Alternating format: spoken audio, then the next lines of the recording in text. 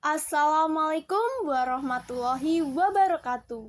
Halo semuanya, perkenalkan namaku Retno Setiawati. Aku dari SMA Negeri 1 Ngunut kelas 12 IPA 7. Pada video kali ini, aku akan menceritakan cerita sejarah pribadiku dengan judul Peristiwa 2011 yang meninggalkan jejak sejarah dalam pengalaman Retno. Disclaimer, ceritaku ini menggunakan sudut pandang orang ketiga. Selamat menyaksikan.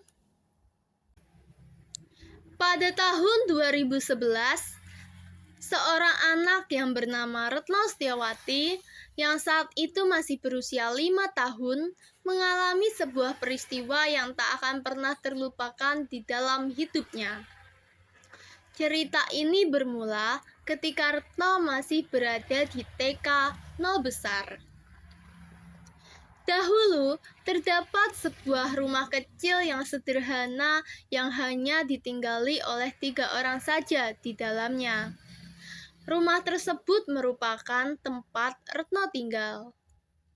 Retno tinggal di rumah sederhana itu bersama ibu dan kakak laki-lakinya. Rumah itu tak hanya sebagai tempat tinggal semata bagi mereka, tetapi juga sebagai tempat untuk ibunya mencari nafkah.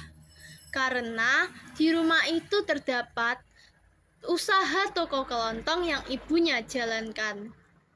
Ya, bisa dibilang rumah Retno adalah ruko.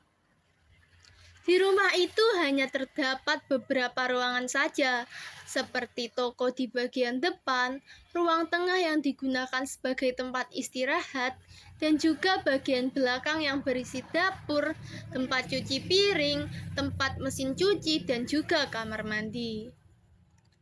Pada suatu pagi yang cerah, Ibu Retno tengah mengerjakan pekerjaan rumah, yaitu mencuci baju.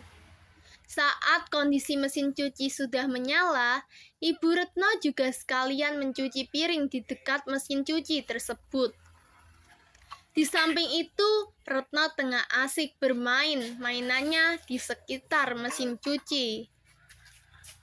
Saat ia sedang bermain, tiba-tiba ia tertarik dengan busa deterjen yang menari-nari di dalam mesin cuci. Kemudian terlintas di benak Retno untuk bermain busa deterjen tersebut. Akhirnya Retno meninggalkan mainannya dan memilih untuk bermain busa deterjen yang ada pada mesin cuci.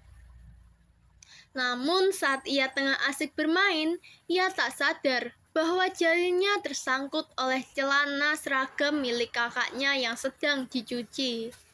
Jari tersebut tersangkut di bagian tempat sabuk di celana dan kemudian ikut berputar dengan celana tersebut di mesin cuci. Ibu Retno dengan cepat menyadari kejadian itu dan langsung saja mematikan mesin cucinya.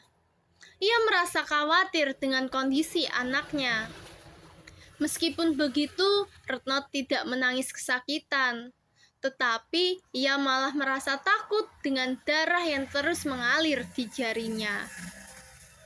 Ibu Retno langsung meminta bantuan tetangganya yang kebetulan bekerja di rumah sakit Iska untuk membawa Retno ke rumah sakit tersebut. Akhirnya Retno dibawa ke IGD dan mendapatkan perawatan medis. Dokter di sana pun berbincang dengan Ibu Retno dan berkata, "Kami sudah mempertimbangkan dengan hati-hati, dan dalam situasi ini kami akan melakukan tindakan amputasi untuk jari anak Anda. Ini adalah langkah terbaik untuk mencegah masalah yang lebih serius."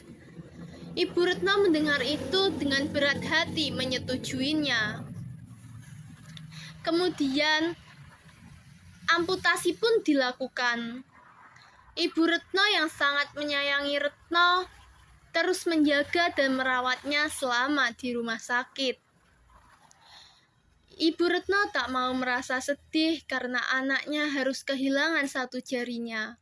Tetapi ia juga tak mau anaknya terus merasa kesakitan akibat cedera itu. Setelah beberapa hari, Retno akhirnya diperbolehkan pulang. Tetapi dia tetap harus melakukan pemeriksaan rutin setiap minggunya untuk melihat bagaimana perkembangan kondisi jarinya pasca amputasi. Di usia Retno yang baru menginjak 5 tahun, ia sudah harus menghadapi cobaan berat dengan kehilangan satu jarinya. Meskipun begitu, Retno tidak pernah putus asa dan malu karena ia kehilangan satu jarinya.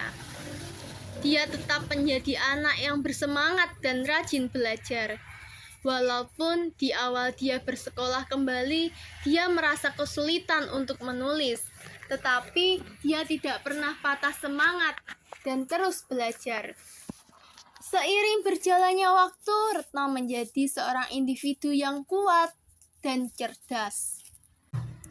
Kisah ini bukan sekedar tentang cerita cobaan yang harus dihadapi, tetapi tentang keteguhan hati, semangat untuk berkembang, dan bagaimana satu insiden tragis dapat menjadi pendorong seseorang untuk tumbuh menjadi individu yang tangguh dan inspiratif.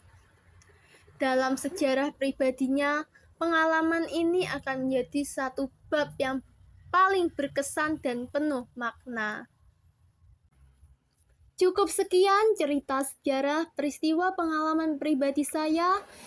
Bila ada kurang lebihnya, saya mohon maaf. Sekian, wassalamualaikum warahmatullahi wabarakatuh.